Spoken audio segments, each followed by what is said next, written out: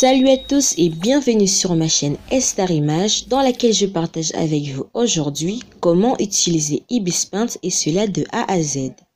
Et si tu restes jusqu'à la fin de cette vidéo, tu pourras toi aussi commencer à utiliser cette application plus efficacement. Ok, avant de commencer, n'oublie pas de t'abonner ainsi que de cliquer sur la petite cloche pour ne rien rater de mes prochaines vidéos. Alors, maintenant que c'est fait, on commence!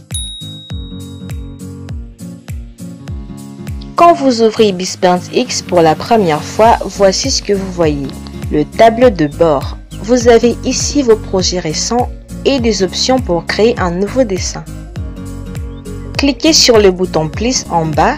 Vous pouvez choisir la taille de votre toile. Je vous conseille de commencer avec une résolution standard comme par exemple 1920 x 1080 pixels. Vous pouvez aussi personnaliser la couleur de l'arrière-plan si vous voulez. Petit conseil, donnez un nom à votre projet pour mieux vous organiser.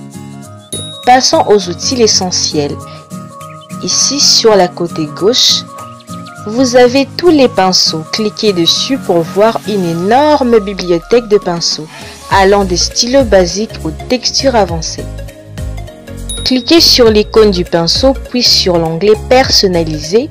Vous pouvez ajuster l'épaisseur, l'opacité et même la texture du pinceau pour qu'il corresponde parfaitement à votre style. Ensuite, nous avons l'outil gomme qui correspond comme le pinceau, mais pour effacer, très utile pour affiner les détails.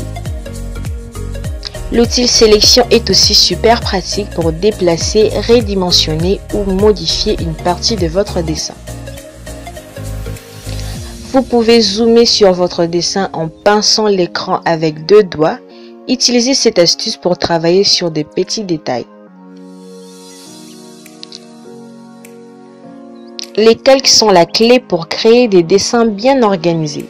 Voici comment ça fonctionne. Chaque calque est comme une feuille transparente que vous pouvez superposer.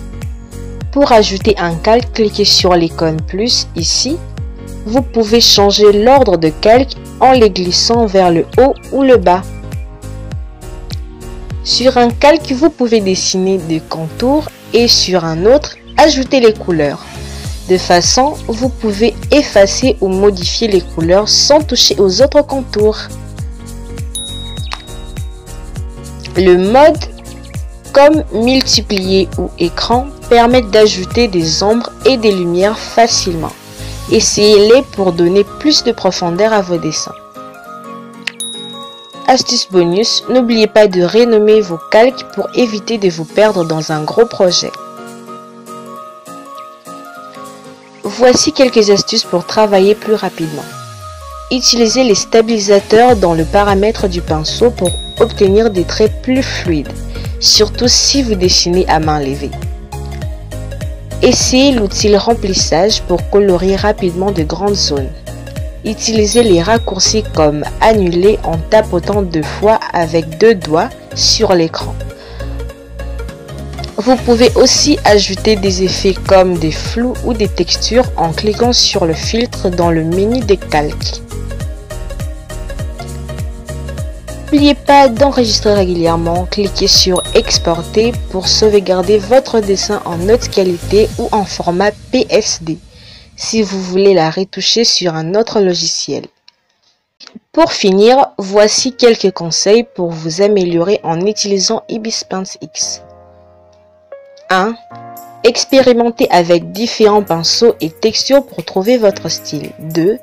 Regardez des références ou des tutoriels pour apprendre de nouvelles techniques. 3. Pratiquez régulièrement, même 15 minutes par jour peuvent faire une grande différence, je vous assure.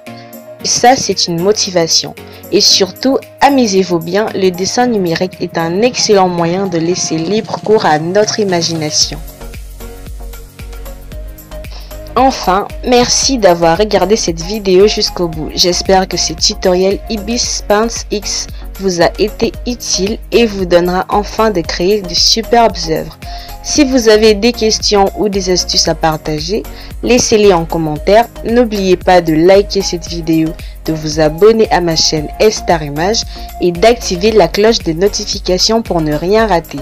Et je vous dis à la prochaine pour de nouvelles vidéos. Bye!